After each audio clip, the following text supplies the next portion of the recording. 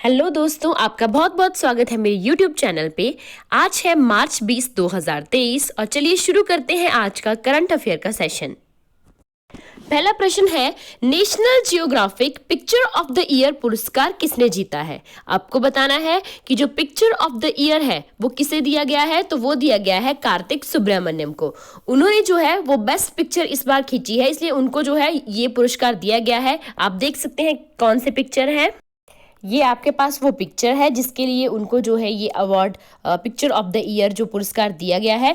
और ये जो पिक्चर है इसका नाम उन्होंने रखा था, इसका शीर्षक जो उन्होंने दिया था वो था डांस ऑफ द ईगल्स, और इस पिक्चर को जो है वो best picture of the year का अवार्ड दिया गया है। चलिए नेक्स्ट प्रश्न की तरफ बढ़ते हैं। International day of action for rivers हर साल कब मनाया जाता है, तो international day of action for rivers हर साल 14 मार्च को मनाया जाता है।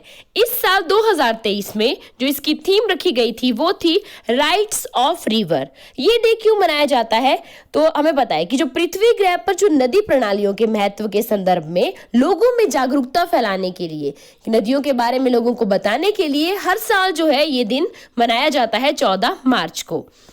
14 मार्च को एक और डे सेलिब्रेट होता है, वो है इंटरनेशनल मैथमेटिक्स डे। इसको हम पाई डे के नाम से भी जानते हैं। तो 14 मार्च को आपके पास 2 दिन हो जाएंगे, कौन कौन से, एक तो हो गया इंटरनेशनल मैथमेटिक्स डे और एक हो गया international day of action for reverse.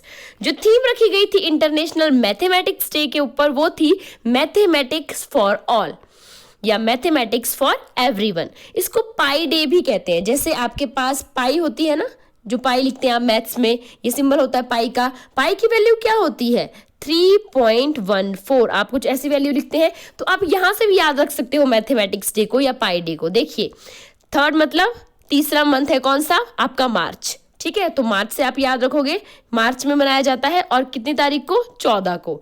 तो आपका पाई डे इसीलिए इसको कहते हैं, तो पाई डे या इंटरनेशनल मैथमेटिक्स डे। चलिए अगले प्रश्न की तरफ बढ़ते हैं। तो अगला प्रश्न आपके पास आता है, वर्ल्ड कंज्यूमर राइट डे कब मनाया जाता है। तो जो वर्ल्ड कंज्यूमर राइट डे है वो आपका मनाया जाता है हर साल 15 मार्च को। उपभोक्ता अधिकार दिवस ये मनाया जाता है आपके 15 मार्च को। अब हर साल 15 मार्च को ही क्यों मनाया जाता है ये डे, तो इसलिए मनाया जाता है क्योंकि देखिए जो पहली बार जो आपके पास अमेरिका के जो राष्ट्रपति थे, कौन थे, जो 35वें राष्ट्रपति थे जॉन एफ कैनेडी, उन्होंने क्या किया था 15 मार्च 1962 में उन्होंने उपभोक्ताओं के अधिकारों के मुद्दे को लेकर अमेरिकी कांग्रेस में अपनी आवाज उठाई थी। तो सबसे पहले उन्होंने बोला कि उपभोक्ता जो होते हैं, जो आपके कंज्यूमर हैं, उनके अपने राइट्स हैं, उनको अपने राइट्स के बारे में पता होना चाहिए। तो ये मुद्दा उन्होंने सबसे पहली बार जो है वो 15 मार्च को उठाया था। तो उसके बाद जो है वो फिर बाद में 15 मार्च 1983 के बाद जो है हर साल जो है ये दिवस मनाया जाता है आपका कंज्यूमर राइट डे। तो कब से, मार्च 15 1983 के बाद, 15 मार्च 1983 के बाद जो है हर साल जो है वो आपका कंज्यूमर राइट डे मनाया जाता है। जो आपके पास थीम रखी गई है इस बार, वो रखी गई है empowering consumers through clean energy transition. ये इस बार की थीम रखी गई है। नेक्स्ट प्रश्न की तरफ बढ़ते हैं। ऑस्कर अवार्ड 2023 जो इस बार आपके पास ऑस्कर अवार्ड हुए हैं, उसमें बेस्ट ओरिजिनल सॉन्ग का अवार्ड किसे मिला है, तो वो मिला है हमारे नाटू नाटू सॉन्ग को, जो आपकी RRR मूवी से लिया गया है। तो ये इंडिया के लिए एक बहुत प्राउड की मोमेंट है कि हमारे जो इंडिया में जो मूवी है आपके पास RRR, उसके जो है उसमें जो सॉन्ग है नाटू नाटू, उसको जो है वो बेस्ट ओरिजिनल सॉन्ग का अवार्ड मिला है। इसके साथ ही जो है आपके पास एक और ऑस्कर अवार्ड इंडिया के नाम हुआ है और वो है बेस्ट डॉक्यूमेंट्री शॉर्ट फिल्म के लिए, जो कौन सी चुनी गई है, द एलिफेंट विस्परर जो है ये मूवी आपके पास चुनी गई है बेस्ट डॉक्यूमेंट्री शॉर्ट फिल्म के लिए। ये जो मूवी है ये आपकी 41 मिनट की मूवी है, इसे भी जो है वो ऑस्कर अवार्ड दिया गया है। ये दोनों ही क्वेश्चन आपके कॉम्पिटिटिव एग्जाम के हिसाब से बहुत इंपॉर्टेंट है कि किस किस को जो है वो ऑस्कर अवार्ड मिला है और किस क्षेत्र में। चलिए अगले प्रश्न की तरफ बढ़ते हैं। सेंट्रल बैंकिंग के द्वारा गवर्नर ऑफ द ईयर 2023 किसे चुना गया है। आपको बताना है कि सेंट्रल बैंकिंग के द्वारा जो गवर्नर ऑफ द ईयर है वो किसे बनाया गया है, तो ये बनाया गया है आपके शक्तिकांत दास जी को, जो कि आपके अभी वर्तमान में RBI के गवर्नर है, रिजर्व बैंक ऑफ इंडिया के गवर्नर है। अगर पूछें कि जो आपके प्रेजेंट में जो आरबीआई गवर्नर है शक्तिकांत दास, वो कौन से नंबर के गवर्नर हैं, तो वो 25वें नंबर के 25th नंबर के जो हैं वो आरबीआई के गवर्नर हैं। और पूछें कि सबसे पहले गवर्नर कौन थे आरबीआई के, तो देखो आरबीआई की स्थापना हुई थी 1 अप्रैल 1935 में। ये बातें कुछ याद रखने लायक होती हैं कि आपकी जो आरबीआई की स्थापना हुई थी वो हुई थी 1 अप्रैल 1935 में। और जो आरबीआई के पहले गवर्नर बने थे, स्थापना के बाद जो पहले गवर्नर बने थे उस टाइम पे, वो बने थे आपके पास ओसबॉर्न स्मिथ जी। और अगर मैं पूछूं कि आरबीआई के पहले भारतीय गवर्नर कौन थे, मैं ये नहीं पूछ रही हूँ कि आरबीआई के पहले गवर्नर कौन थे, वो तो थे आपके पास सर ओसबॉर्न स्मिथ, लेकिन मैं पूछ रही हूँ भारतीय कौन से थे।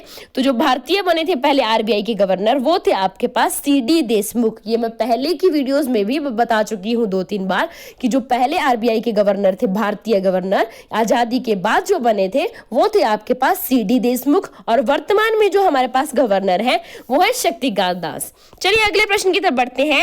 हाल ही में नेपाल के तीसरे उपराष्ट्रपति कौन चुने गए हैं, तो नेपाल के जो तीसरे उपराष्ट्रपति चुने गए हैं वो है आपके पास राम सहाय प्रसाद यादव। तो राम सहाय प्रसाद यादव जो हैं वो नेपाल के तीसरे उपराष्ट्रपति बने हैं।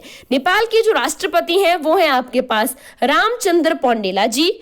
जो नेपाल की प्रधानमंत्री है वो है आपके पास पुष्प कमल दयाल जी। तो ये आपको पता होने चाहिए। उसके बाद अगले प्रश्न की तरफ बढ़ते हैं। आपको पता है नेपाल जो है, नेपाल की कैपिटल राजधानी क्या है, आपके पास काठमांडू है। फिर मैंने एक बार एक चीज बताई थी, जो सार्क है, सार्क का हेडक्वार्टर भी आपके पास कहाँ है, काठमांडू में ही है, नेपाल में। चलिए अगले प्रश्न की तरफ बढ़ते हैं। प्रश्न नंबर 7 है आपके पास, हाल ही में किसे लक्जर के ब्रांड एम्बेसडर के रूप में नियुक्त किया गया है। तो जो आपके पास न्यू ब्रांड एम्बेसडर बने हैं लक्सर के, वो कौन है आपके पास, वो है आपके पास विराट कोहली। लक्सर क्या है, भारत की सबसे बड़ी स्टेशनरी प्रोडक्ट कंपनियों में से एक है। इसके साथ ही आपको कुछ अलग और भी ब्रांड एम्बेसडर पता होने चाहिए, जैसे बायोकॉम 18 के जो नए ब्रांड एम्बेसडर बने हैं वो है एमएस धोनी। जियो सिनेमा के जो नए ब्रांड एम्बेसडर बने हैं वो है सूर्य कुमार यादव। पेप्सी के जो न्यू ब्रांड एम्बेसडर हैं वो है रणवीर सिंह। और मिंत्रा के जो नए ब्रांड एम्बेसडर वो है रणवीर कपूर। और प्यूमा इंडिया के जो बने हैं वो है हरमनप्रीत कौर जी। और यूनिसेफ इंडिया के बाल अधिकारों के एम्बेसडर जो बने हैं वो है आयुष्मान खुराना। ये कुछ ब्रांड एम्बेसडर हैं जो आपको पता होने चाहिए। उसके बाद आता है प्रश्न number 8, Vipin the man behind the uniform नामक पुस्तक किसने लिखी है। Very important question. जो आपके पास Vipin the man behind the uniform नामक पुस्तक किसने लिखी है, तो वो लिखी है आपके पास रचना विश्वास जी ने। रचना विश्वास जी ने यह पुस्तक लिखी है। यह बुक जो है, जो आपके जनरल विपिन रावत है उनके ऊपर जो है वो ये पुस्तक लिखी गई है। प्रश्न नंबर 9 की तरफ बढ़ते हैं। शिक्षा मंत्रालय के अनुसार किस राज्य की साक्षरता दर भारत में सबसे कम है। तो शिक्षा मंत्रालय के अनुसार जो सबसे कम साक्षरता दर वाला आपके पास राज्य है वो है आपके पास बिहार। अगर बिहार की लिटरेसी रेट की बात करें तो दैट इज ओनली 61.8%। और जो उसके बाद लिटरेसी रेट में दूसरे नंबर पे आता है अरुणाचल प्रदेश। अरुणाचल प्रदेश की है 65.3%। उसके बाद आता है राजस्थान। राजस्थान की जो लिटरेसी रेट है वो तीसरे नंबर पे आते हैं 66.1%। तो आपको पता होना चाहिए कि जो हमारे भारत में साक्षरता दर के हिसाब से सबसे कम साक्षरता दर वाला राज्य है आपका बिहार, दूसरे नंबर पे है अरुणाचल प्रदेश और तीसरे नंबर पे है राजस्थान। अगले प्रश्न की तरफ बढ़ते हैं। वर्ष 2022 के लिए सरस्वती सम्मान के लिए किसे चुना गया है। तो जो सरस्वती सम्मान है उसके लिए चुना गया है तमिल राइटर शिव शंकरी जी को। जो तमिल राइटर है शिव शंकरी जी, उन्हें जो है सरस्वती सम्मान के लिए चुना गया है। अगले प्रश्न की तरफ बढ़ते हैं। हाल ही में किस बैंक ने यूपीआई पर रुपए क्रेडिट कार्ड लॉन्च किया है। तो अब यूपीआई के ऊपर जो है जो रुपए क्रेडिट कार्ड है ये लॉन्च किया है, तो किस बैंक ने किया है, आपके कैनरा बैंक ने किया है। अगर आपको मेरी वीडियो पसंद आई हो तो वीडियो को लाइक कीजिए, चैनल को सब्सक्राइब कीजिए। Thank you.